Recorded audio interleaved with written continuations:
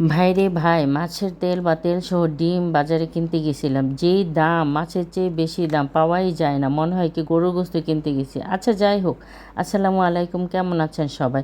বাজারে মাছ কিনতে গেছিলাম আমি আর বাবা, মানে আমার শ্বশুর। এখন আবার একদল এসে বলবেন শ্বশুরের সাথে বাজারে যান। সত্যি ভাই, আমি বাবার সাথে বাজারে, ব্যাংকে, মার্কেটে, মোটামুটি সব জায়গায় যাওয়া হয়। এখন বলি মাছের তেল তো কিনলাম, কিভাবে রান্না করছি সেটা দেখায়। আপনারা ট্রাই করবেন, অবশ্যই ট্রাই করবেন, খুব মজা লাগে। প্রথমে তেলটাকে ভালো করে ধুয়ে নিলাম, আর কড়াইটা ভালো করে ধুয়ে পরিষ্কার করে আমি চুলায় বসিয়ে দিলাম।